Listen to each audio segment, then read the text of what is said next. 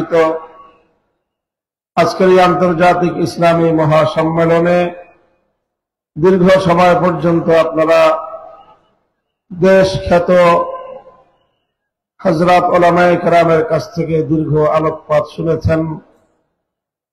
আমি আপনাদের সম্মুখে এই মুহূর্তে উপবিষ্ট হয়েছি এবং আদিষ্ট হয়েছি কিছু কথা বলবার জন্য। সে মতে আমি পবিত্র কোরআনে পাকের সূরাতুন নিসার ৬০ নম্বর আয়াতটি তেলাওয়াত করেছি। এই আয়াতকে সামনে রেখে আমি কোরআনে পাকের আয়াতের কিছু মর্ম এবং বর্তমান আজকের এই সময়ের প্রেক্ষাপটে দেশ এবং জাতির উদ্দেশ্যে উলামায়ে কেরামের পক্ষ থেকে প্রতিনিধি হিসেবে কিছু কথা তুলে ধরবার চেষ্টা করব। দোয়া চাই আল্লাহ রাব্বুল আলামিন যেন আমাকে ভুল ভ্রান্তি থেকে রক্ষা করেন এবং সঠিক কথাগুলো সঠিকভাবে ব্যক্ত করার, তুলে ধরবার তৌফিক দান করেন। আপনারা জানেন, সচরাচর আমি যে ধরনের আলোচনা বা বক্তব্য সম্মেলনগুলোতে দিয়ে থাকি সেই বক্তব্য অনেকের ভালো লাগে না, আর সেই সুবাদেই বিগত ৩ বছর আমি আপনাদের সাথে সাক্ষাতের সৌভাগ্য থেকে বঞ্চিত হয়েছি। কিন্তু কিছু মানুষের ভালো না লাগলেও আমরা আমাদের দায়িত্বের খাতিরে কথাগুলো বলে যাব ইনশাআল্লাহ। যেহেতু তাদের পছন্দ হয় না, আমাদের বলতে হয়, কাজে এই সংঘাত, এই লড়াই চলছে এবং চলবে। ইসলামের কিছু হক কথা, কোরআনের কথা যদি কিছু মানুষের পছন্দ না হয়, তাই বলে সেই কথাগুলো বন্ধ হয়ে যাবে, ব্যাপারটা তো এমন নয়। বরং আমরা তো এমন একটা সমাজ গড়তে চাই, এমন একটা জনপদ আমরা তৈরি করতে চাই, যাদের এই কথাগুলো পছন্দ হবে না, তারা এই জনপদ থেকে তাদের পছন্দ নিয়ে অন্য কোথাও চলে যাবে।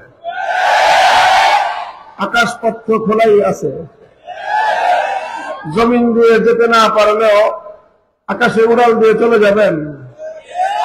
কিন্তু আমরা আমাদের কথা বলতেই থাকব, কোরআনের কথা চলতেই থাকবে। আল্লাহর কোরআন দ্বারা এই সমাজ গড়ার আমাদের অব্যাহত প্রচেষ্টা চলতেই থাকবে এবং ইসলামী সমাজ ব্যবস্থা, ইসলামী বিপ্লবের মাধ্যমে আল কোরআনের রাজ কায়েম না হওয়া পর্যন্ত অব্যাহত সংগ্রাম চলছে এবং চলবে ইনশাআল্লাহ।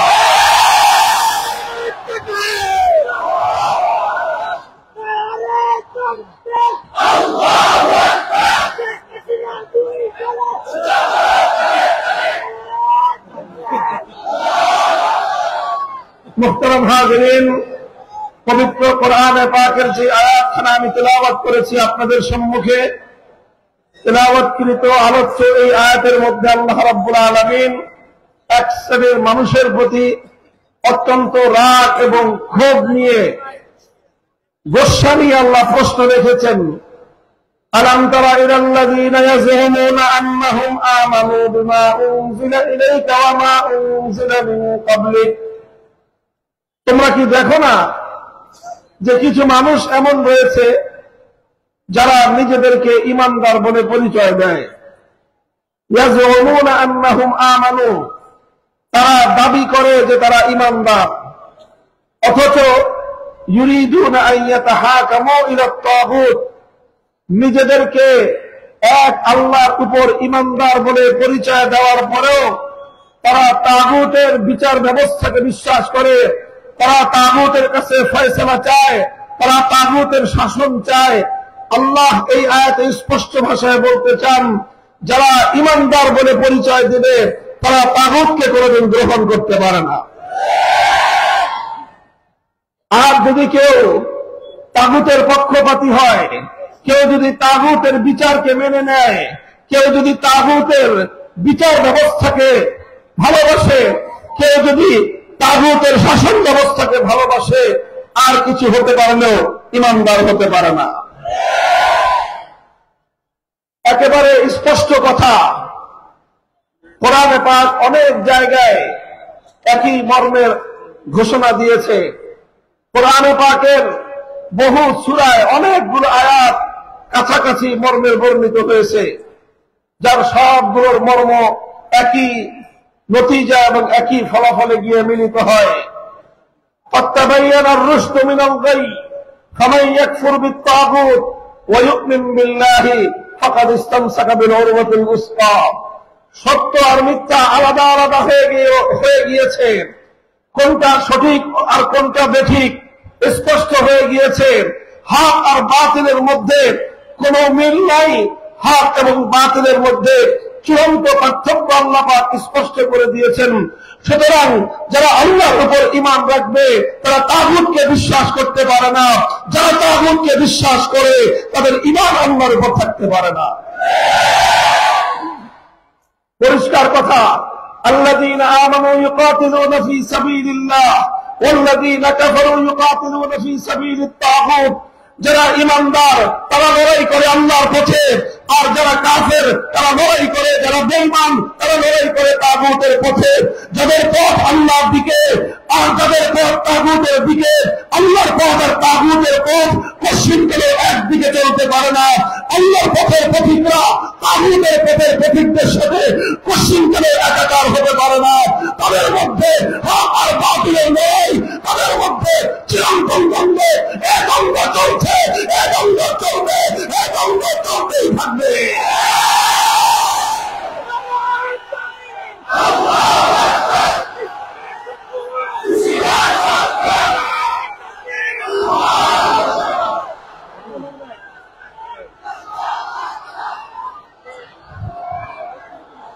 মুহতারাম হাজিরিন, আলোচনায় কিছু বিষয় বুঝবার আছে, কিছু বিষয় ধারণ করবার আছে, আর এর সব শেষে কিছু বিষয় করবার আছে। সবগুলি নির্ভর আগে বুঝবার উপর। কাজেই কিছুক্ষণ ধৈর্য ধরে আপনারা আমার একটা কথা বুঝবেন, এরপরে বিষয়টা ধারণ করবেন, এরপরে কি করণীয় সেটা ইনশাআল্লাহ আমরা বলে দিব, সেই অনুযায়ী আপনারা পরবর্তী পদক্ষেপ নেবেন। প্রথম কথা হলো, কোরআনের এই আয়াতের মর্মটা আমাদেরকে বুঝতে হবে। আয়াতের মর্ম বোঝা নির্ভরশীল হলো কোরআনে পাকের বহুল ব্যবহৃত একটি পরিভাষা বুঝবার উপর। আল্লাহ পাক রব্বুল আলামিন কোরআনের অনেক জায়গায় অনেকগুলো আয়াতে তাগুত শব্দকে প্রয়োগ করেছেন, ব্যবহার করেছেন, এবং প্রতিটি জায়গায় তাগুতকে আল্লাহ পাক রব্বুল আলামিনের প্রতিদ্বন্দ্বী হিসেবে আখ্যায়িত করা হয়েছে। তাগুতকে আল্লাহর প্রতিদ্বন্দ্বী হিসেবে আখ্যায়িত করা হয়েছে। তাগুত বিষয়টাই এমন যেটা আল্লাহ পাক রব্বুল আলামিনের সাথে কম্পিটিটিভ, যেটা আল্লাহর সঙ্গে প্রতিদ্বন্দ্বিতামূলক, অর্থাৎ সাদা এবং কালো যেমন একত্রিত হতে পারে না, আলো এবং অন্ধকার যেমন একসাথে বসবাস করতে পারে না, রাত আর দিন যেমন একসময় একত্রিত হতে পারে না, ঠিক তদ্রূপ আল্লাহর উপর ঈমান এবং তাগুতের উপর বিশ্বাস একত্রিত হতে পারে না। কিন্তু দুঃখ এবং পরিতাপের বিষয় তেমনটাই, যেমনটা আল্লাহ উল্লেখ করেছেন যে বহু মানুষ রয়েছে যারা নিজেদেরকে ঈমানদার বলে পরিচয় দেয়, অথচ তারা তাগুতকে বিশ্বাস করে। আল্লাহর উপর ঈমানদার বলে নিজেদেরকে পরিচয় দেয়, মুমিন বলে নিজেদেরকে পরিচয় দেয়, মুসলমান বলে নিজেদেরকে দাবি করে, অথচ তারা তাগুতকে বিশ্বাস করে। আল্লাহ বলতে চান যে আল্লাহর উপর বিশ্বাস, ঈমান এবং ইসলাম আর তাগুতের উপর বিশ্বাস কোশ্চিনকালেও এক হতে পারে না। আমাদেরকে প্রথমেই বুঝতে হবে মা মানাত তাগুত, মা হুয়া তাগুত, তাগুতের পরিচয়, তাগুতের ডেফিনিশন, এর সংজ্ঞা বুঝতে হবে। তাগুত কাকে বলা হয়, তাহলে পরবর্তী আলোচনা বোঝা সহজ হবে। কোরআনে পাকের মধ্যে বহুল ব্যবহৃত এই শব্দটি কাদীমান ওয়া হাদীসান, যারাই কোরআনে পাকের তাফসীর নিয়ে আলোচনা করেছেন তারা সকলে এই শব্দের ব্যাখ্যা করেছেন, তারিফ করেছেন। সাহাবীদের যুগ থেকে নিয়ে অদ্যাবধি যারাই কোরআনের তাফসীর লিখেছেন, তাফসীর করেছেন, আলোচনা করেছেন, তাগুত শব্দের সুনির্দিষ্ট ব্যাখ্যা করা ছাড়া, এর সংজ্ঞা বর্ণনা করা ছাড়া কোরআনে পাকের এই আয়াতগুলোর মর্ম উদ্ধার করা সম্ভব নয়। এই সকল ব্যাখ্যা একেবারে খায়রুল কুরুন থেকে, সাহাবীদের যুগ থেকে নিয়ে আজ পর্যন্ত তাগুত শব্দের যত ব্যাখ্যা করা হয়েছে, সব ব্যাখ্যা একত্রিত করলে, এর সমস্ত তারিফ এবং সংজ্ঞা ডেফিনিশন গুলো একত্রিত করলে এর সারমর্ম যেটা দাঁড়ায়, আমি আমার ভাষায় আপনাদেরকে সহজবোধ্য ভাষায় বলার চেষ্টা করছি। সেটা হলো এই যে আল্লাহ পাক রব্বুল আলামিন, একদিকে আল্লাহ, তিনি খালেক, সৃষ্টিকর্তা। এই মহাবিশ্বের মধ্যে আল্লাহ ছাড়া যা আছে সব হলো গায়রুল্লাহ। কথাটা বুঝলেন? সিম্পল কথা, একটা সহজ কথা।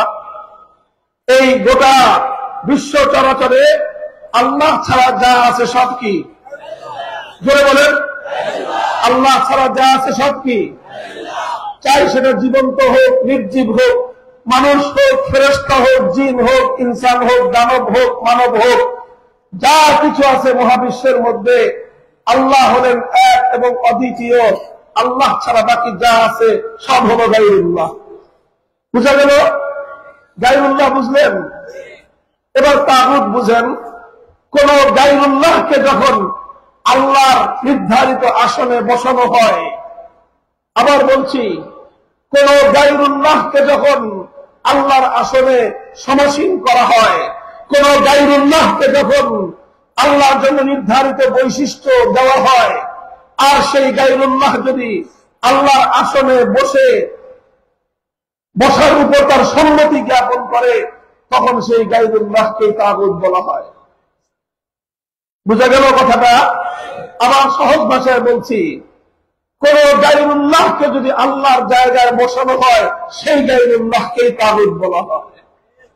ভিন্ন ভাষায় বলতে গেলে ভিন্ন শব্দ দিয়ে, আল্লাহ পাক রব্বুল আলামিনের কিছু বৈশিষ্ট্য আছে, যে বৈশিষ্ট্য, যেই সিফাতগুলো আল্লাহর সঙ্গে নির্ধারিত, আল্লাহ ছাড়া সেই সিফাত এবং সেই বৈশিষ্ট্যের অধিকারী আর কেউ হতে পারে না।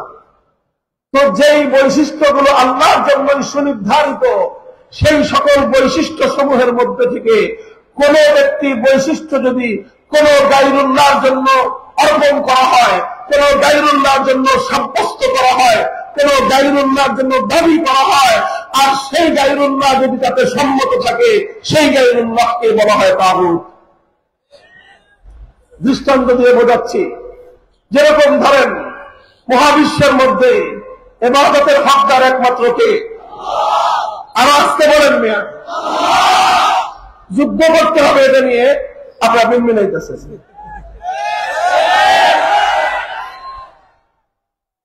এই মহাবিশ্বের মধ্যে ইবাদতের একমাত্র উপযুক্ত কে?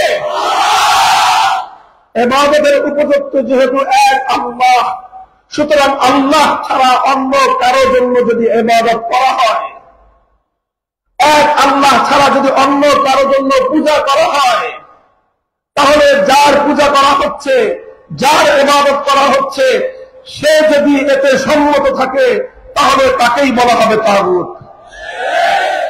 যেরকম এক যুগে মানুষ, একটা সময়ে মানুষ আল্লাহকে বাদ দিয়ে লাত, মানাত, উজ্জা, হুবলের পূজা করত, তখন লাত, মানাত, উজ্জা আর হুবলকে বলা হবে তাগুত। সেই যুগ এখন নাই। লাত, মানাত, উজ্জা, হুবল, ওই সমস্ত দেবতার কোন সন্ধান দুনিয়াতে নাই। এখন সেখানে আছে দুর্গা, সরস্বতী, কালী ইত্যাদি নানা রকম দেবতার মূর্তি। আল্লাহকে বাদ দিয়ে যখন দুর্গার পূজা করা হয়, তখন দুর্গাকে বলা হয় তাগুত। আল্লাহকে বাদ দিয়ে যখন কালী অথবা সরস্বতীর মতো কোন দেব দেবতার পূজা করা হয়, তখন সেই দেব দেবতাগুলোকে বলা হয় তাগুত। এক কথায়, আল্লাহকে আল্লাহর জায়গায় ইবাদতের মধ্যে কোন গায়রুল্লাহকে যখন শরীক করা হয়, সেই গায়রুল্লাহকে বলা হয় তাগুত। এটুক তো বোঝা গেল, তাই না? এটা ইবাদতের কথা বললাম। এটাকেই বলা হয় তাওহীদ ফিল ইবাদাহ, ইবাদতের একত্ববাদ। তাওহীদ ফিল মাবুদিয়াহ, আল্লাহ পাক রব্বুল আলামিন মাবুদ, এক এবং অভিন্ন। লা ইলাহা ইল্লাল্লাহ, এই মহাবিশ্বের মধ্যে মাবুদ নাই আল্লাহ ছাড়া আর কেউ। আল্লাহ ছাড়া কোনো মাহবুদ আছে? এ কথা বিশ্বাস না করলে একজন মানুষ ঈমানদার হতে পারে? ইবাদত একমাত্র মালিককে, ইবাদতের উপযুক্ত একমাত্র কে?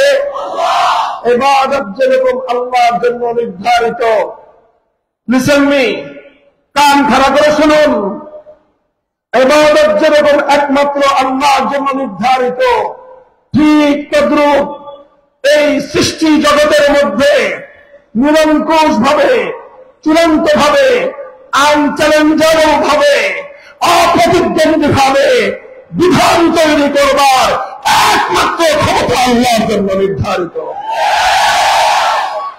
আবার বলছি, ইবাদত যেরকম একমাত্র আল্লাহর জন্য নির্ধারিত, ঠিক তদ্রূপ মহাবিশ্বের মধ্যে চূড়ান্ত ভাবে আইন তৈরি করবার ক্ষমতাও আল্লাহর জন্যই নির্ধারিত। ইবাদত আল্লাহর জন্য নির্ধারিত হওয়ার কারণে আল্লাহকে বাদ দিয়ে কোন গায়রুল্লাহর ইবাদত করলে যেরকম একজন মানুষ একত্ববাদী থাকতে পারে না, মুশরিকে পরিণত হয়, বিধান দেওয়ার ক্ষেত্রেও আল্লাহর চূড়ান্ত বিধানকে উপেক্ষা করে কোন গায়রুল্লাহ যদি বিধান তৈরি করতে যায়, আইন রচনা করতে যায়, সেই গায়রুল্লাহকে তাগুত বলা হয়। সেই গায়রুল্লাহর আইন যারা মানে তাদেরকে মুশরিক বলা হয়। কথাটা খুব পরিষ্কার বুঝতে হবে, খুব ভালো করে বুঝতে হবে। যারা দুর্গার পূজা করে তারা এক দুর্গাকে আল্লাহর জায়গায় স্থান দিল, এক দুর্গাকে ইবাদত করে, এক দুর্গাকে পূজা করে তারা আল্লাহর সঙ্গে শিরক করল। তাহলে তারা ঈমানদার না বেঈমান? তারা মুসলিম না কাফের? শুধুমাত্র ইবাদতের ক্ষেত্রে আল্লাহর সঙ্গে একজন দুর্গাকে শরীক করে তারা যেরকম ঈমান থেকে খারিজ হয়ে মুশরিকে পরিণত হয়েছে, তাদের পরিচয় যেরকম কাফের, অমুসলিম আর বেঈমান, ঠিক তদ্রূপ আল্লাহর একচ্ছত্র আইন তৈরি করবার ক্ষমতাকে চ্যালেঞ্জ করে যারা আইন তৈরি করবার আল্লাহর জন্য নির্ধারিত এই মসলককে নিজেদের হাতে তুলে নিতে চায়, আল্লাহর জন্য নির্ধারিত আইন তৈরি করবার, বিধান তৈরি করবার চূড়ান্ত ক্ষমতা যারা নিজেদের হাতে তুলে নিতে চায়, তারা প্রত্যেকে তাগুত, এবং এই তাগুতদেরকে যারা বিশ্বাস করবে আর কিছু হতে পারে, ঈমানদার হতে পারে না।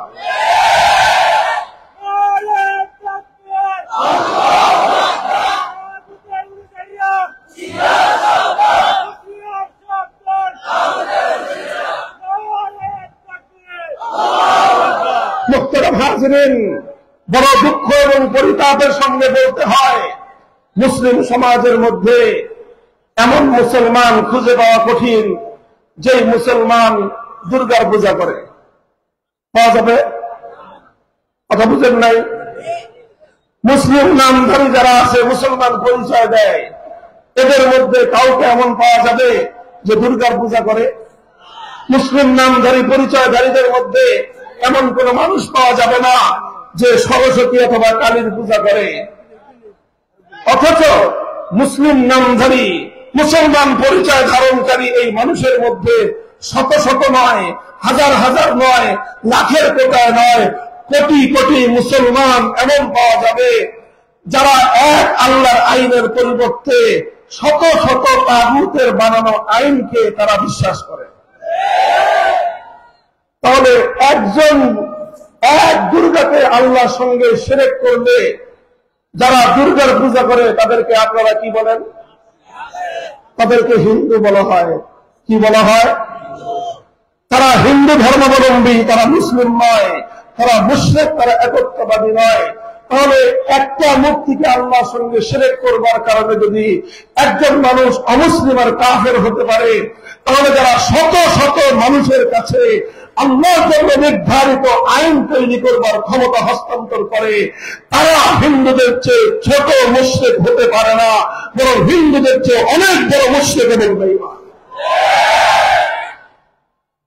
মুহতারাম হাজিরিন, আইন তৈরি করবার এই যে আল্লাহ পাক রব্বুল আলামিনের জন্য নির্ধারিত ক্ষমতা, এটাকেই বলা হয় চূড়ান্ত ক্ষমতা।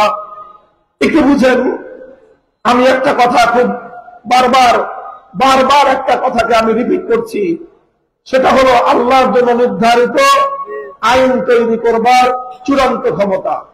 কোন ক্ষমতা? চূড়ান্ত ক্ষমতা কার জন্য নির্ধারিত? চূড়ান্ত ক্ষমতা অর্থ কি? চূড়ান্ত ক্ষমতা বলা হয় এমন একটা ক্ষমতাকে যেই ক্ষমতাকে কেউ চ্যালেঞ্জ করতে পারে না। আইন তৈরি করবার চূড়ান্ত ক্ষমতা কার? অর্থাৎ আল্লাহ যদি কোনো আইন তৈরি করেন, সেই আইনকে কেউ বাতিল করতে পারবে না। আল্লাহ যদি কোনো আইন তৈরি করেন, আল্লাহর আইনের উপর কেউ প্রশ্ন তুলতে পারবে না। আল্লাহ যদি কোনো আইন করেন, আল্লাহর সেই আইনের সাথে সাংঘর্ষিক আইন কেউ তৈরি করতে পারবে না। আল্লাহ যদি কোনো আইন তৈরি করেন, তাহলে আল্লাহর সেই আইনকে কেউ কটাক্ষ করতে পারবে না। আল্লাহ যে আইন তৈরি করবেন, সেই আইনকে কেউ বাতিল করতে পারবে না। এই ধরনের একটা নিরঙ্কুশ আর চূড়ান্ত ক্ষমতাই হল কার? এটাকে আমরা আমাদের পরিভাষায় বললাম।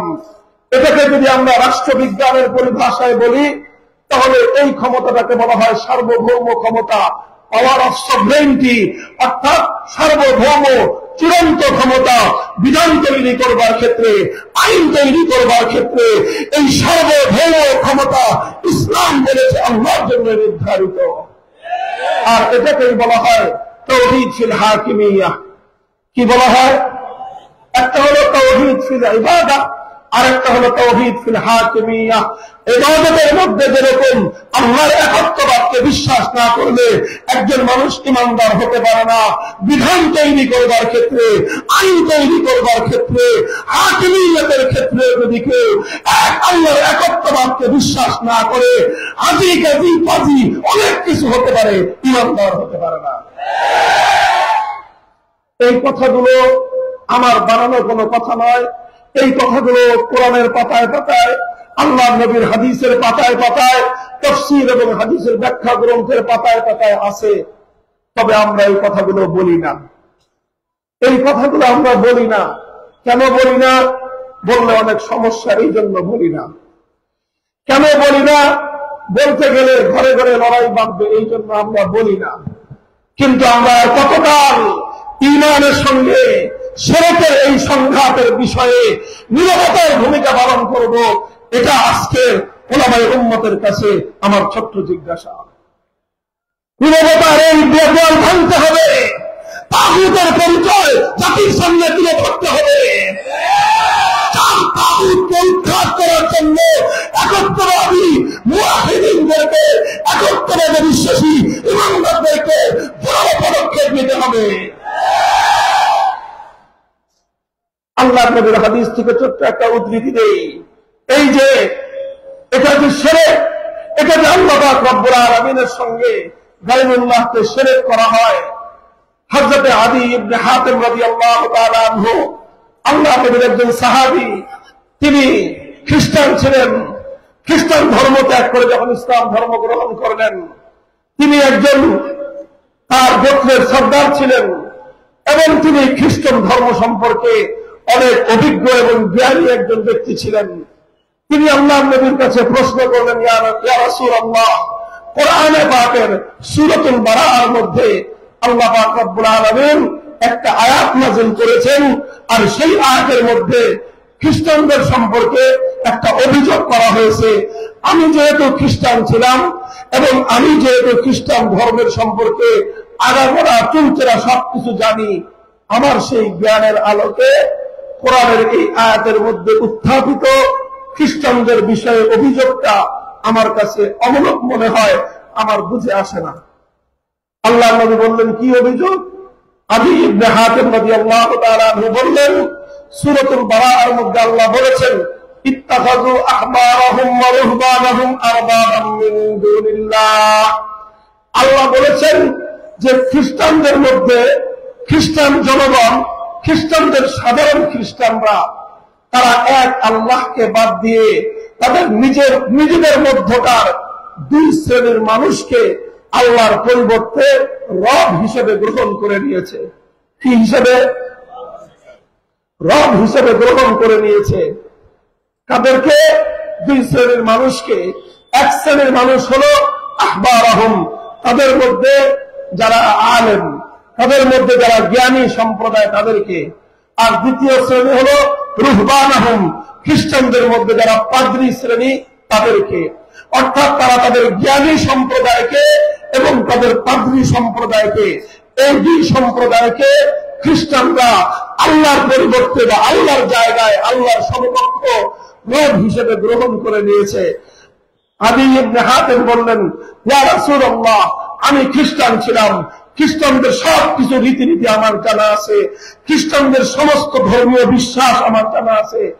আমরা তো কোনদিন কোন জ্ঞানী ব্যক্তিকে অথবা কোন পাদ্রীকে আমরা ইবাদত করি নাই, আল্লাহর জায়গায় তাদেরকে তাহলে আমরা রব হিসাবে গ্রহণ করলাম কিভাবে? অথচ কোরআনে পাকের মধ্যে এই অভিযোগটা করা হয়েছে, আমার কাছে এই অভিযোগটা বুঝে আসলো না।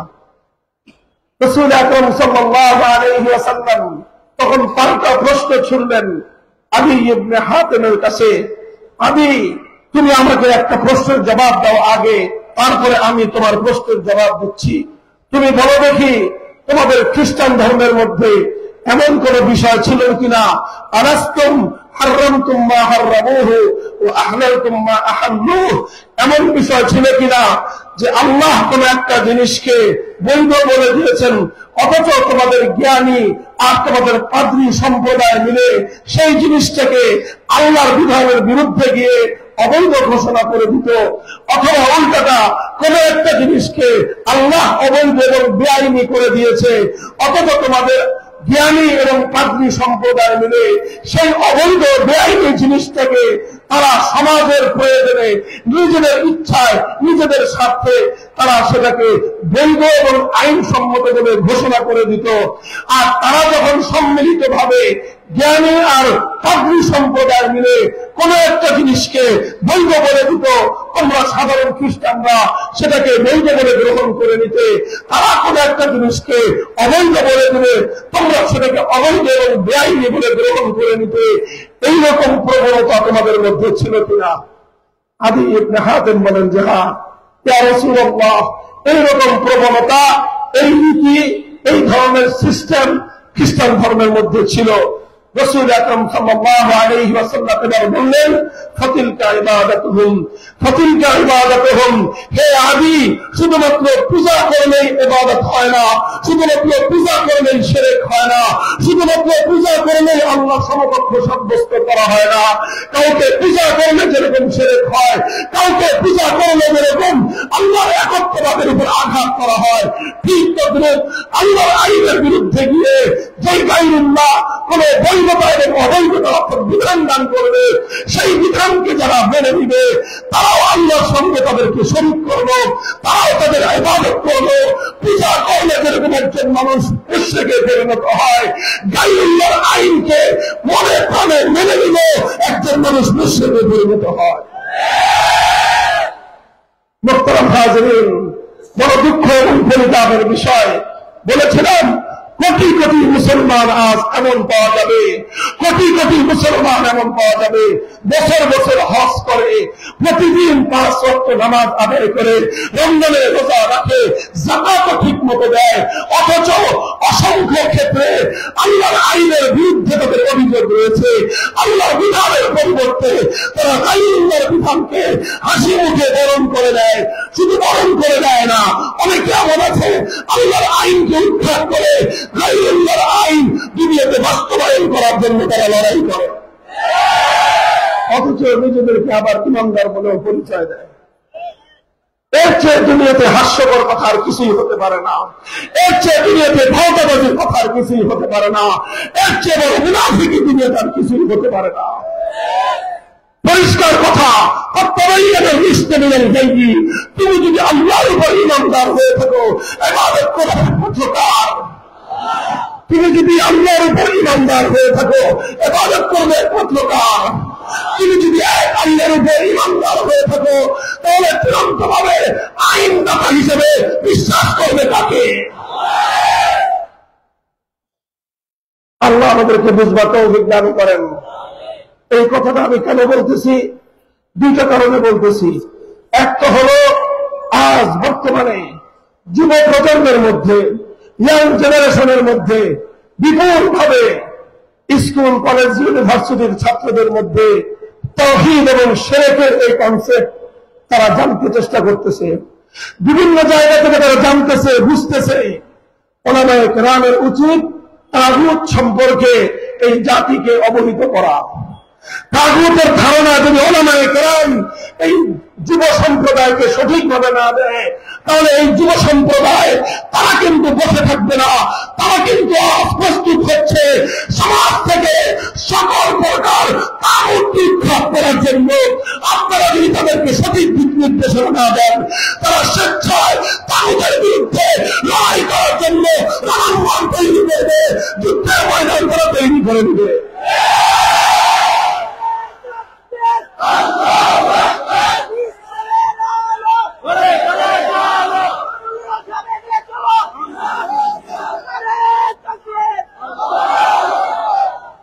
আল্লাহ পাক রব্বুল আলামিন উম্মতের উপর রহম করুন।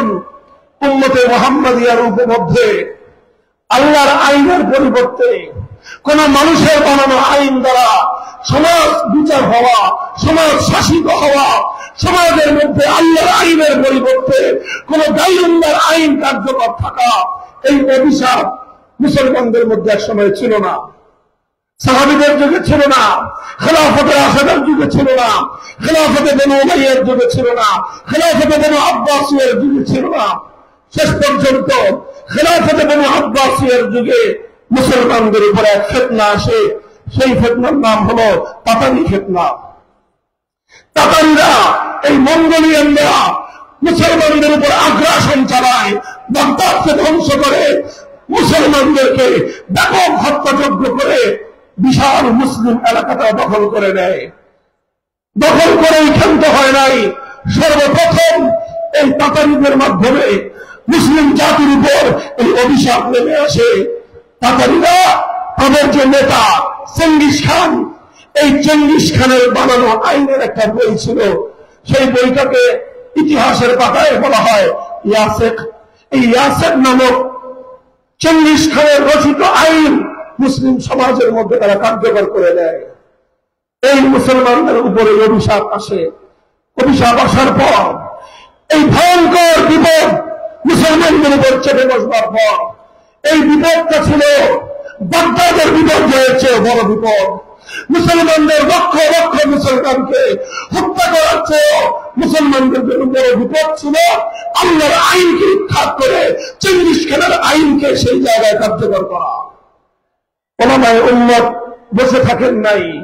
কঠিন অবস্থায় তারা চেঙ্গিসি এই আইনকে, চেঙ্গিসি এই বিধানকে মোকাবেলা করার জন্য জিহাদের ময়দানে নেমেছেন, রক্ত দিয়েছেন, শাহাদাত বরণ করেছেন, জুলুম নির্যাতন সহ্য করেছেন। মানব রচিত চেঙ্গিসি আইনকে তারা মেনে নেন নাই। এমনকি শাইখুল ইসলাম ইবনে তাইমিয়া রাহমাতুল্লাহি আলাইহি এই তাতারিদের বিরুদ্ধে লড়াই করতে গিয়ে, সংগ্রাম করতে গিয়ে একবার নয়, দুইবার নয়, ৬ বার কারারুদ্ধ হয়েছেন। জীবনের মূল সময়টাকে কারাগারে বন্দী অবস্থায় কাটিয়ে দিয়েছেন। গায়রুল্লাহর আইনকে তারা মেনে নেন নাই। তাদের এই ত্যাগ, তাদের কোরবানি, তাদের আত্মদান, তাদের শাহাদাত, তাদের রক্তের বিনিময়ে একসময় আল্লাহ পাক রব্বুল আলামিন এই অভিশাপকে আবার তুলে দেন। মুসলিমের মধ্যে আবার মানব রচিত আইন উৎখাত হয়ে আল্লাহর আইনের যুগ ফিরে আসে এবং তাতারিরা ব্যাপকভাবে ধ্বংস হয়। আর অনেক তাতারিরা ইসলাম গ্রহণ করে মুসলমানদের মধ্যে শামিল হয়ে যায় এবং আল্লাহর জমিন থেকে, মুসলিম সমাজ থেকে আল্লাহর আইনকে উৎখাত করে মানব রচিত আইন তৈরি করবার অভিশপ্ত ধারা আবার দূর হয়ে যায়।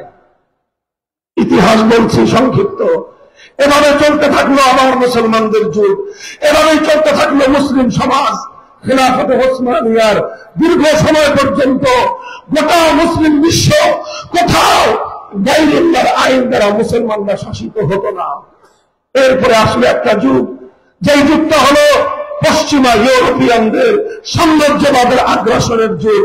1757 সালে আমাদের এই পাক ভারত মহাদেশ দখল করে নিল ব্রিটিশরা। একই সময়ে, কাছাকাছি সময়ে আরেকটা সাম্রাজ্যবাদী রাষ্ট্র ফ্রান্স দখল করে নিল মুসলমানদের আফ্রিকার বিশাল অঞ্চল, ইতালি দখল করে নিল বিশাল অঞ্চল।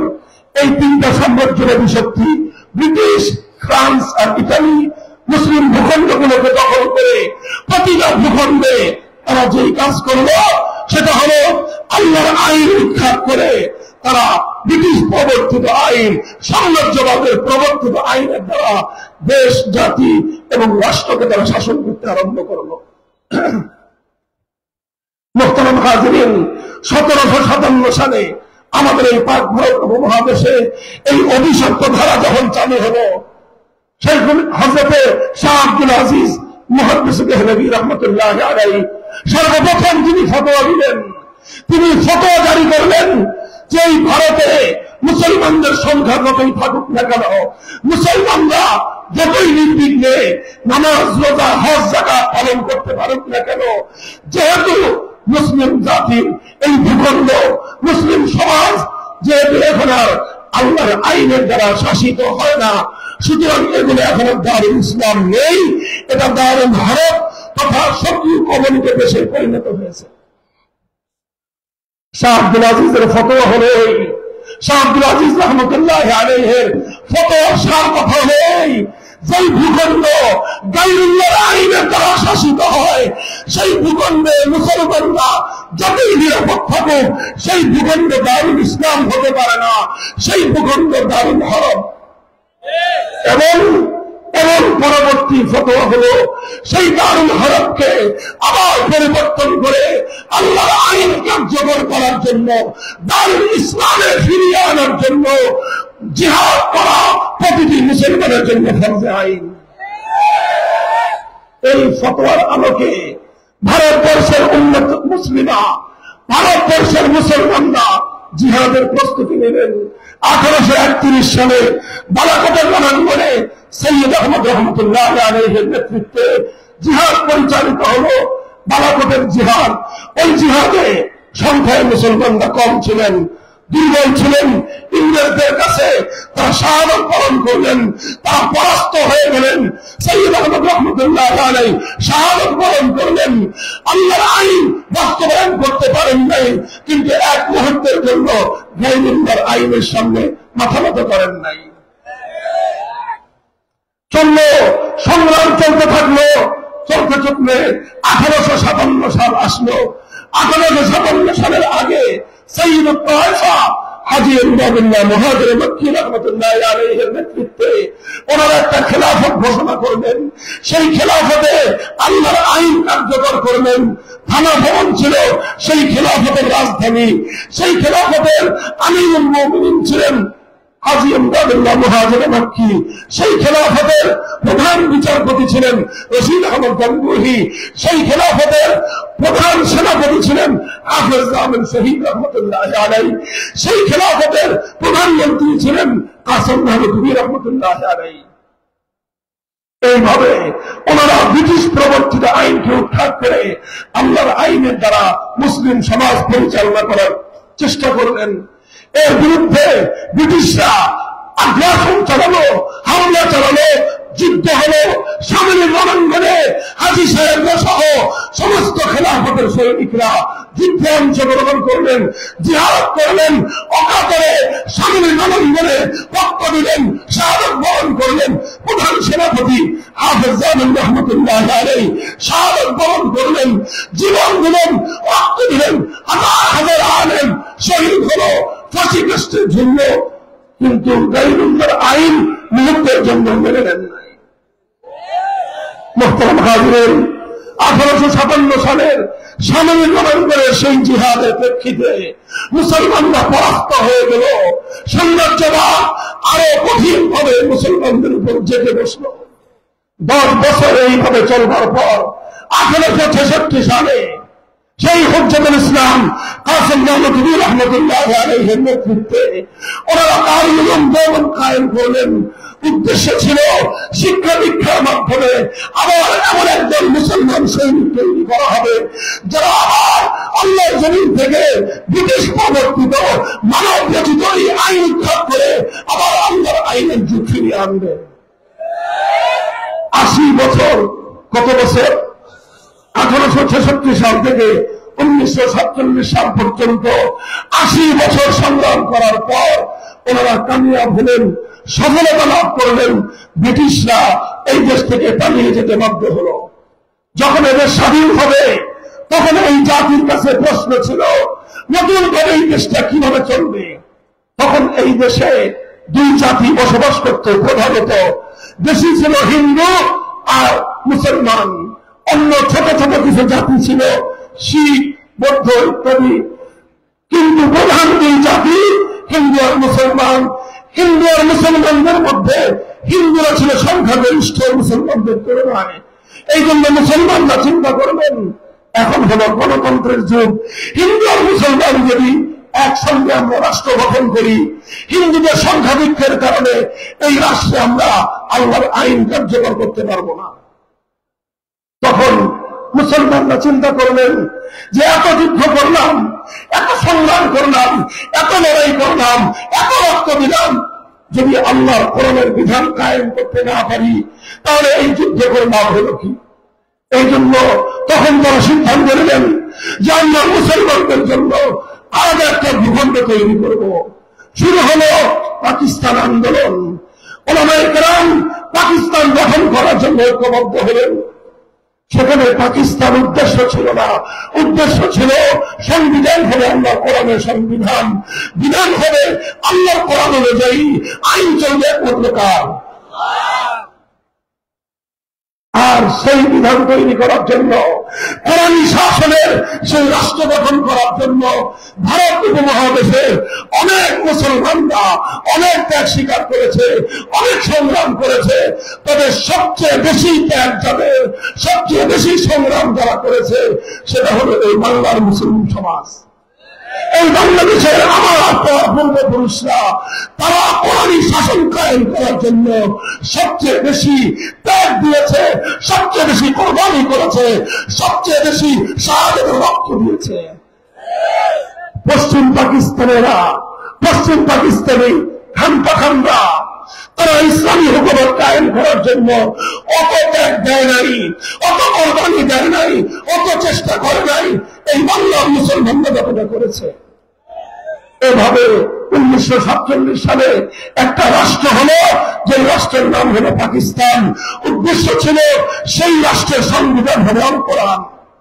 কিন্তু দুর্ভাগ্য আমাদের, সেই রাষ্ট্র গঠন করার পরে সেই রাষ্ট্রের যারা শাসক ছিলেন তারা কোরআনী সংবিধান কায়েম করলেন না, তারা ইসলামী শাসনতন্ত্র দিলেন না, তারা নিজামে ইসলাম কায়েম করলেন না।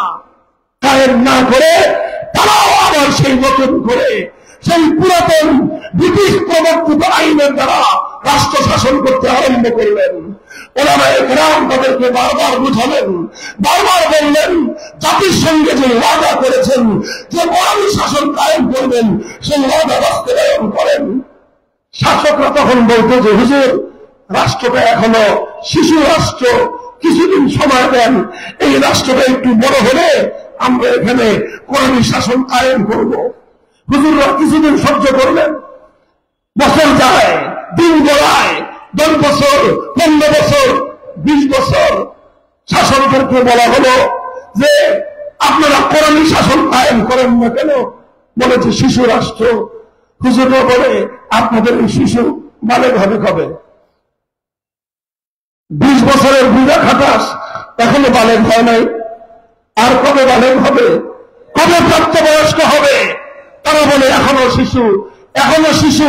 এখন যদি আমরা এখানে ইসলামী হুকুমত কায়েম করতে যাই, পশ্চিমা বিশ্ব, ইউরোপ, আমেরিকা আমাদেরকে সাহায্য করবে না, তখন আমরা টিকতে পারবো না। এই অজুহাত দেখায় বারবার পশ্চিম পাকিস্তানি বিশ্বাসঘাতক গাদ্দার শাসকরা এদেশের মুসলিম সমাজের সঙ্গে গাদ্দারি করেছে। আমার আব্বাজান শাইখুল হাদিস রহমতুল্লাহ আলাইহি বলতেন, যেই পোলা 24 বছরে বালেগ হয় না, ওই পোলা 90 বছরে বালেগ হবে না। কাজেই যেই পাকিস্তান 24 বছর পরেও শিশু, এটা বড় হয় নাই, প্রাপ্তবয়স্ক হয় নাই। এই পোলা, এই রাষ্ট্র আর কোনদিন ম্যাচিউর হবে না, কোনদিন প্রাপ্তবয়স্ক হবে না। সুতরাং এই অকার্যকর পাকিস্তান নামক ভণ্ডামির রাষ্ট্র আমরা চাই না। বাংলার মুসলমান ক্ষিপ্ত হয়ে উঠলেন এবং পাকিস্তানের বিরুদ্ধে তারা সংগ্রাম করতে আরম্ভ করলেন। এই সময়ে বাংলাদেশের মানুষের সেন্টিমেন্টকে কাজে লাগানোর জন্য একজন নেতা সামনে আসলেন। সেই নেতার নাম হলো শেখ মুজিবুর রহমান সাহেব। তার জীবনের রাজনৈতিক অনেক লম্বা ইতিহাস আছে। তার জীবনের সবচেয়ে ভালো যে কাজটা তিনি করেছিলেন, সবচেয়ে কল্যাণময় কাজটা তিনি যেটা করেছিলেন, 1970-এর জাতীয় নির্বাচনের আগে তিনি জাতির সঙ্গে অঙ্গীকার করলেন, ওয়াদা করলেন, যদি আপনারা আমাকে ভোট দেন, নৌকা মার্কায় যদি সিল মারেন, আওয়ামী লীগ যদি ক্ষমতায় যেতে পারে, কোরআন সুন্নাহ বিরোধী কোন আইন আমরা দেশে করব না। ভাই, পয়েন্টটা নোট করেন, লক্ষ্য করেন। 1970-এর জাতীয় নির্বাচনের সময় আওয়ামী লীগের নির্বাচনী ইশতেহার ছিল, শেখ মুজিবুর রহমান সাহেবের অঙ্গীকার এবং ওয়াদা ছিল, তারা পাশ করলে কোরআন সুন্নাহ বিরোধী কোন আইন করবেন না। এটা আমাদের বানানো কথা নয়, ইতিহাসের পাতায় স্বর্ণাক্ষরে লিখিত আছে, অস্বীকার করার জো নাই। এই সকল ঘোষণার প্রেক্ষিতে বাংলাদেশের মানুষ নিরঙ্কুশ ভাবে নৌকা মার্কায় সিল মারল। 1970-এর নির্বাচনে তারা এককভাবে সংখ্যাগরিষ্ঠতা পেলেন, ক্ষমতায় যাওয়ার বন্দোবস্ত হয়ে গেল। পশ্চিম পাকিস্তানিরা ক্ষমতা হস্তান্তর করল না। বাংলাদেশের শাসক গোষ্ঠী শেখ মুজিবুর রহমানের নেতৃত্বে আওয়ামী লীগের কাছে তারা ক্ষমতা দিল না। না দিয়ে কি করল? 71 সালের 25শে মার্চ ভয়াল কালো রাত্রিতে বাংলাদেশের মানুষের উপর বর্বর হত্যাযজ্ঞ চালালো। 26শে মার্চ পরের দিন বাংলাদেশের মানুষ স্বাধীনতার যুদ্ধে ঝাঁপিয়ে পড়ল। 9 মাস রক্তক্ষয়ী মুক্তিযুদ্ধ হল। 71-এর 16 ডিসেম্বর পশ্চিম পাকিস্তানের খান পাঠানদেরকে পরাস্ত করে বাংলাদেশ স্বাধীনতা লাভ করল। আর এই 9 মাস শেখ মুজিবুর রহমান সাহেব পাকিস্তানের জেলে বন্দিত্ব বরণ করলেন, আপ্যায়িত হলেন। 9 মাসের বন্দিত্ব এবং আপ্যায়নের শেষে তিনি মুক্ত হলেন। মুক্ত হয়ে তিনি পাকিস্তান থেকে সোজা বাংলাদেশে আসেন নাই, গেলেন লন্ডনে। তারপরে দেখা হলো শ্রীমতী ইন্দিরা গান্ধীর সাথে। ভারতের প্রধানমন্ত্রী শ্রীমতী ইন্দিরা গান্ধী শেখ মুজিবুর রহমান সাহেবের কাছে প্রেসক্রিপশন ধরায় দিলেন। কি প্রেসক্রিপশন? তোমার দেশে যেই সংবিধান হবে, সেই সংবিধানটা হবে ভারতের সংবিধানের অনুকরণে একটা সংবিধান। ভারত রাষ্ট্র থেকে আমরা 1947 সালে আলাদা হয়েছিলাম, আবার ভারতে পেতে যাওয়ার জন্য নয়। এই বাংলার মুসলমানরা বাড়ির কাছের কলকাতা, বাড়ির কাছের দিল্লি, চতুর্দিকের ভারতকে লাঠি মেরে 2000 মাইলের দূরের পাকিস্তানিদের সঙ্গে গাঁট ছড়া বেঁধেছিল। দুনিয়ার উন্নতির জন্য নয়, রাজনৈতিক উন্নতির জন্য নয়, অর্থনৈতিক উন্নতির জন্য নয়, বিশাল সাম্রাজ্যের জন্য নয়, শুধু একটা আকাঙ্ক্ষা নিয়ে, সেই আকাঙ্ক্ষা হবে সংবিধান হবে আল কোরআনের সংবিধান, রাষ্ট্র হবে ইসলামী হুকুমত।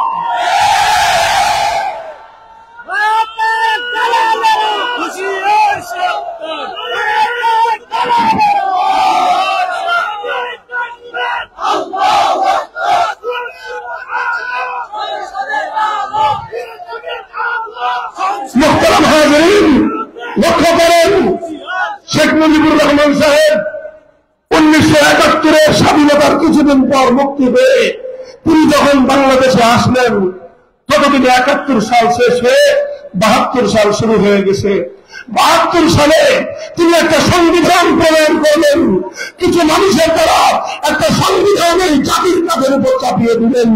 যেই সংবিধানের মধ্যে 4টা মূলনীতি ছিল, সবগুলো মূলনীতি ইসলাম পরিপন্থী মূলনীতি।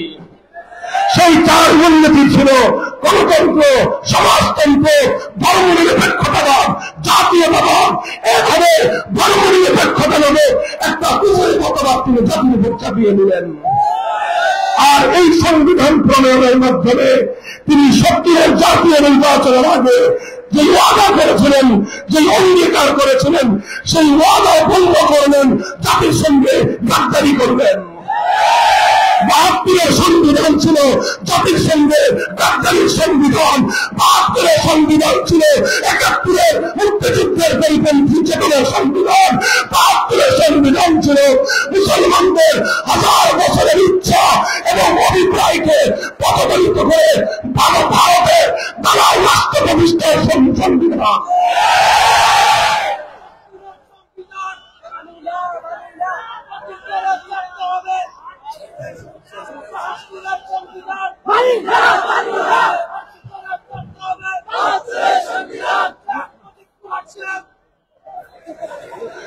মুহতারাম হাজিরিন, কথা বুঝতে হবে। এই কথা জোরালো গলায় বলবার সময় এসেছে এখন বাংলাদেশে। এই কথা বলতে হবে আমাদেরকে। এই সংবিধানের মধ্যে ধর্ম নিরপেক্ষতা এবং কুফরি মতবাদ অন্তর্ভুক্ত হওয়ার কারণে বাংলাদেশে এখন চাইলেও আমরা কেউ পরিপূর্ণ ইসলাম অনুসরণ করতে পারি না। কিভাবে পারি না? চোখে আঙ্গুল দিয়ে এক একটা ধারা, এক একটা ঘটনা, এক একটা বিধান আমরা চোখ দিয়ে দেখায় দিতে পারবো, চোখে আঙ্গুল দিয়ে দেখায় দিতে পারবো। শুধুমাত্র কয়েকটা দৃষ্টান্ত ছোট্ট করে আমি আপনাদের সামনে উপস্থাপন করব। দেখেন, সংবিধান যেভাবে আছে সেভাবে চলতে হয়। 1975 সালে এই যে ৭২ সালে যে গাদ্দারি করেছিল শেখ মুজিবুর রহমান সাহেব, বিশ্বাসঘাতকতা করেছিলেন, জাতির সঙ্গে কোরআন সুন্নাহ বিরোধী আইন তৈরি না করবার অঙ্গীকার করে তিনি সংবিধানটা করলেন কুফরি সংবিধান। এর চরম মাসুল তাকে দিতে হয়েছিল ৭৫-এর 15ই আগস্ট।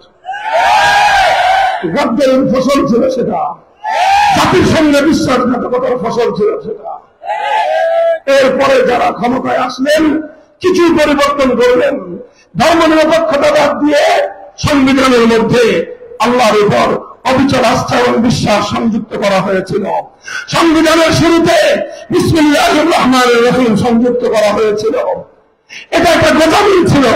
কুফরি কিছু বিধান বাকি রেখেছেন, ইসলামের বিধানকে অন্তর্ভুক্ত করেছেন, কিন্তু ইসলামের বিধানটাকে কখনোই পরিপূর্ণভাবে বাংলাদেশে আর কার্যকর করা হয় নাই। এরপরে আবার এই ধর্মনিরপেক্ষতাবাদী ফ্যাসিবাদী সরকার ক্ষমতায় আসার পর আল্লাহর উপর আস্থার অবিচল আস্থা এবং বিশ্বাস আবার সংবিধান থেকে তুলে দিয়ে আবার সেই কুফরি ধর্মনিরপেক্ষতাকে ফিরিয়ে এনেছে। এই চলতে চলতে চলতে চলতে এখনো পর্যন্ত আমার দেশ সেই কুফরি সংবিধান অনুযায়ী চলছে। এই কারণে চাইলেও বাংলাদেশের মানুষরা পরিপূর্ণ ইসলাম অনুসরণ করতে পারে না। বলবেন কিরকম? ছোট্ট একটা দৃষ্টান্ত দেই। বাংলাদেশের কোন আলেম, কোন মাওলানা সাহেব, কোন আল্লামা, কোন মুফতি যদি বাংলাদেশের মন্ত্রিত্ব গ্রহণ করতে চান, মন্ত্রী হতে চান, রাষ্ট্রীয় সংবিধানের বাধ্যবাধকতার কারণে তাকে মৃত মানুষের স্মৃতির উদ্দেশ্যে পুষ্পস্তবক অর্পণ করতে হয়, ফুলের তোড়া দিতে হয়, যেটা 4 মাঝহাবের ঐক্যবদ্ধ ফতোয়া অনুযায়ী হারাম। এই হারাম কাজ বাধ্যতামূলক ভাবে করতে হয়। আরো অনেক কিছু করতে হয়। যেমন ছোট্ট একটা দৃষ্টান্ত দেই। বাংলাদেশে একটা ইসলামী সংগঠন ছিল, ইসলামী শাসনতন্ত্র আন্দোলন, নাম মনে আছে আপনাদের? এটা বাংলাদেশের শীর্ষ ওলামায়ে কেরাম শাইখুল হাদিস আল্লামা আজিজুল হক রহমাতুল্লাহি আলাইহি, পীর সাহেব চরমনাই মরহুম সৈয়দ ফজলুল করিম রহমাতুল্লাহি আলাইহি, বাইতুল শরফের পীর সাহেব আব্দুল জব্বার রহমাতুল্লাহি আলাইহি, মরহুম আব্দুল গফফার রহমাতুল্লাহি আলাইহি, মরহুম হযরত মাওলানা দেলোয়ার হোসেন সাইদি রহমাতুল্লাহি আলাইহি মিলে এই ইসলামী শাসনতন্ত্র আন্দোলন গঠন করেছিলেন। কেন? যে আমরা কুফরি সংবিধান, কুফরি শাসনতন্ত্র পরিবর্তন করে ইসলামী শাসনতন্ত্রের দ্বারা দেশ চালাবো। কিন্তু যখন 111 সরকার আসলো, এসে তারা একটা বিধান বাধ্যতামূলক করলো যে বাংলাদেশে রাজনীতি করতে চাইলে নির্বাচন কমিশনের অনুমোদন লাগবে, নিবন্ধন নিতে হবে। ইসলামী শাসনতন্ত্র আন্দোলন নিবন্ধন পাওয়ার জন্য আবেদন করবেন, তখন নির্বাচন কমিশন বলে দিল ইসলামী শাসনতন্ত্র চাওয়াটা এটা বাংলাদেশের সংবিধানের সঙ্গে সাংঘর্ষিক, কারণ বাংলাদেশের সংবিধান হলো কুফরি সংবিধান, আপনি এই সংবিধানের আওতায় ইসলামী শাসনতন্ত্র চাইতে পারবেন না।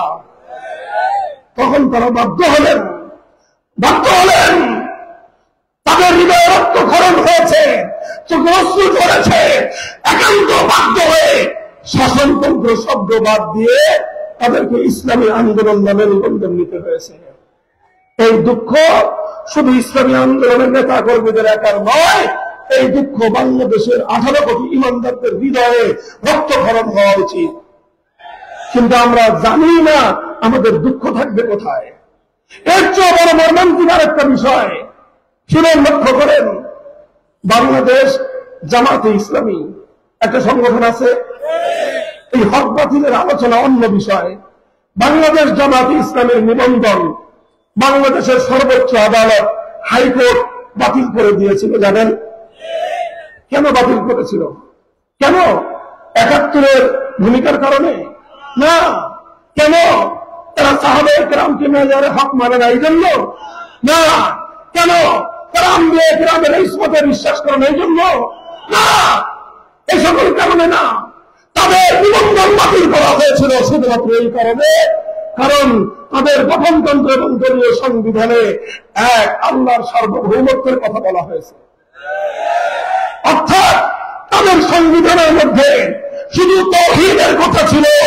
এজন্য নির্বাচন কমিশন নয়, স্বয়ং সর্বোচ্চ আদালত হাইকোর্ট বলল বাংলাদেশ শিরকের রাষ্ট্র, এদেশে তাওহীদ চলবে না।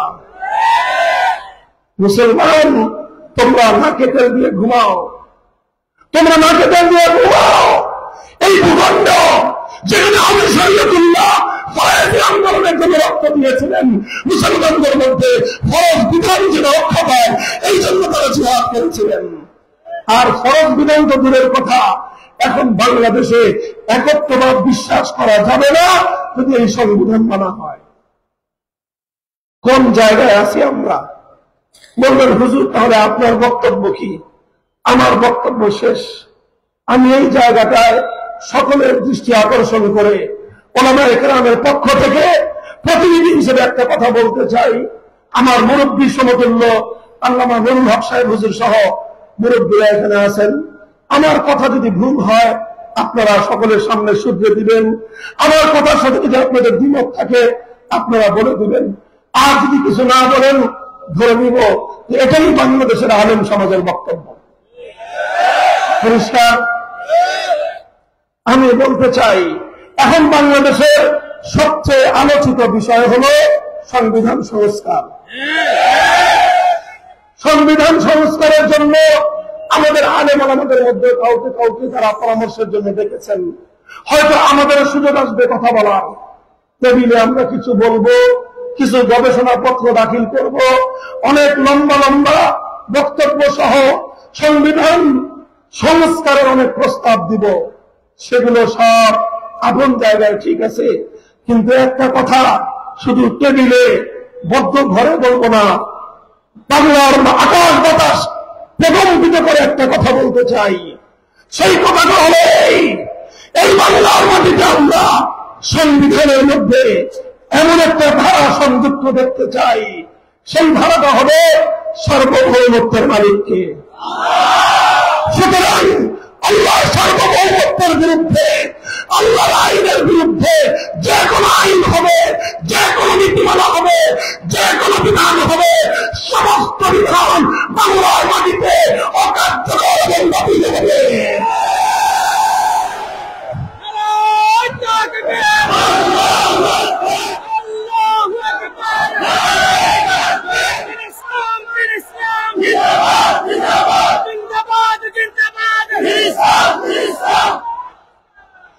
কাজেই এটা আমাদের আবদার নয়, এটা আমাদের আবদার নয়, এটা আমাদের হৃদয়ের রক্ত দিয়ে দেখা দাবি। আমরা বলতে চাই 5ই আগস্টের বিপ্লবের পর বাংলাদেশ আজ এই দাবি উত্থাপন করার জন্য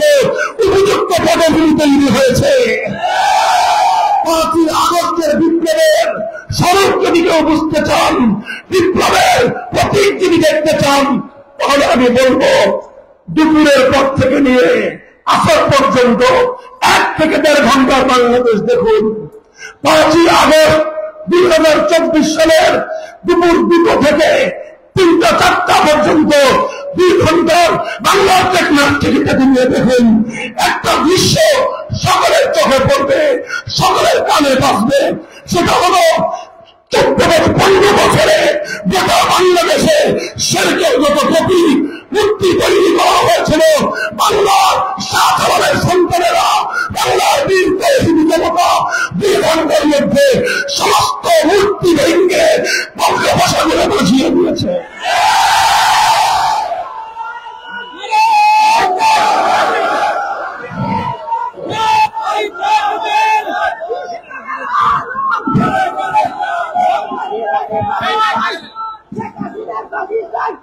অর্থাৎ কি বললাম, 5ই আগস্টের বিপ্লবের অন্যতম বৈশিষ্ট্য হল এ বিপ্লব করেছে তাওহীদকামী জনতা। এ বিপ্লব ছিল শিরকের বিরুদ্ধে বিপ্লব। কাজেই এটাকে আমি এখনই পূর্ণাঙ্গ ইসলামী বিপ্লব বলতে চাচ্ছি না, তবে অবশ্যই এতটুকু বলবো, এ বিপ্লব ইসলামী বিপ্লব না হলেও এ বিপ্লব ইসলামী বিপ্লবের পূর্বাভাস। সূর্য উদয়ের কিছুক্ষণ পূর্বে যেরকম সুবহে সাদেকের উদয় ঘটে, সুবহে সাদেকের আলো দিয়ে বোঝা যায় সূর্যের উদয় অতি সন্নিকটে। 5ই আগস্টের বিপ্লব বাংলার প্রতিটি মানুষকে চোখে আঙুল দিয়ে দেখিয়ে দিয়েছে এদেশের মানুষ ইসলামী বিপ্লবের জন্য প্রস্তুতি নিচ্ছে।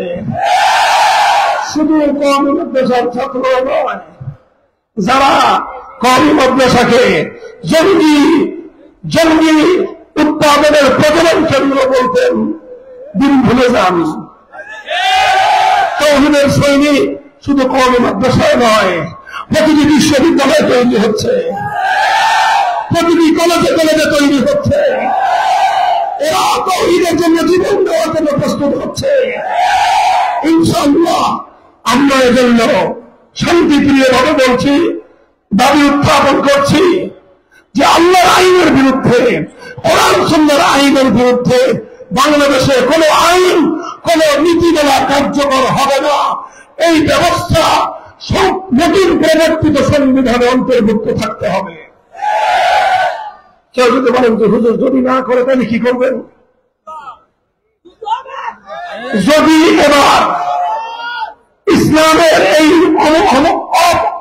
অপ্রতিরোধ, ইসলামের অনিবার্য এই দাবি যদি পূরণ না হয়, যদি কোরআন সুন্নাহ বিরোধী আইন বাতিল হওয়ার কোন ধারা যদি বাংলাদেশের 90% মুসলমানদের এদেশের সংবিধানে যদি কার্যকর না হয়, আক্ষরিক অর্থেই যুদ্ধে যাব, যুদ্ধে যাব।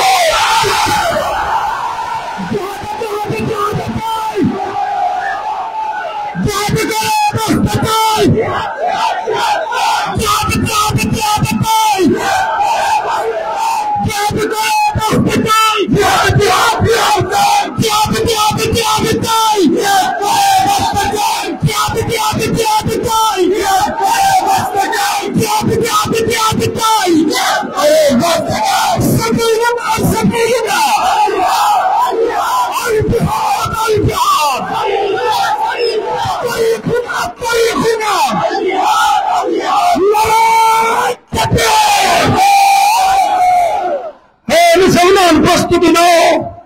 শহীদ আবু সাঈদ যেভাবে ফ্যাসিবাদকে বিতাড়িত করবার জন্য জালেমের বুলেটের সামনে মুখটা কাম করে দিয়েছিল, বাংলার মাটিতে আরো আবু সাঈদ আছে না নাই? মনে রাখবে, আবু সাঈদ জীবন দিয়েছে, মরে যায় নাই। আবু সাঈদের প্রাণ প্রতীক নিয়ে গিয়েছে, আবু সাঈদ মরে নাই। আবু সাঈদ জীবন দিয়ে অমর হয়ে থেকেছে।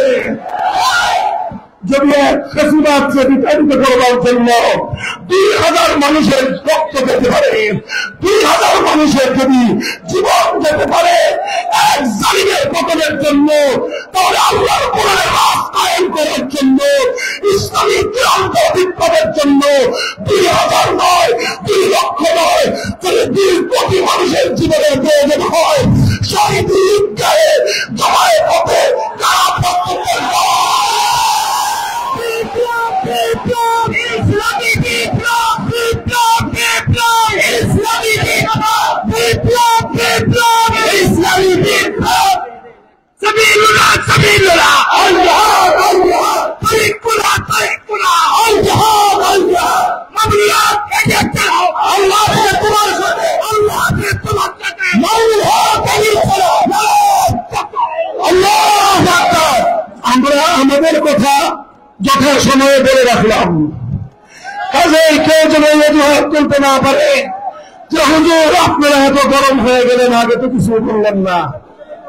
এই জন্য বলছি, সারা বাংলাদেশে এখন আমার এক ওয়াজ সংবিধান সংস্কার হবে, মুসলমানদের 100 বছরের প্রাণের দাবি পূরণ করতে হবে। যদি পূরণ করতে রাষ্ট্র ব্যর্থ হয়, এই রাষ্ট্রের ব্যাপারে আমরা সিদ্ধান্ত নেব যে এই রাষ্ট্র নাবালক রাষ্ট্র। এই রাষ্ট্রকে কেন্দ্রে মুসলমানের করতে হয়, সেই মুসলমানি করার হাজাম আমরা হয়ে যাব।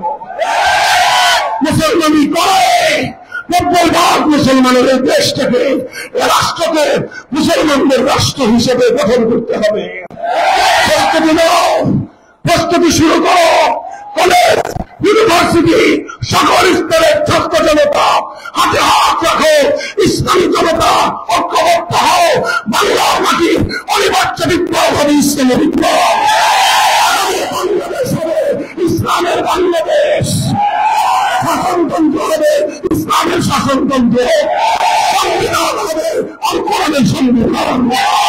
রাজনীতি হবে খেলাফতের রাজনীতি। আল্লাহ পাক কবুল করেন, তৌফিক দান করেন। যা বললাম যেন মুখের কথাই শুধু না হয়, হৃদয়ের আওয়াজ যেন হয়, সেই দোয়া চাই। وآخر دعوانا الحمد لله رب العالمين والسلام عليكم ورحمة الله. سبحان الله وبحمده سبحانك اللهم وبحمدك أشهد أن لا إله إلا أنت أستغفرك وأتوب إليك. ربنا آتنا في الدنيا حسنة وفي الآخرة حسنة وقنا عذاب النار. وصلى الله تعالى على خير خلقه محمد وأصحابه أجمعين. سبحان ربك رب العزة عما يصفون وسلام على المرسلين. الحمد لله رب العالمين.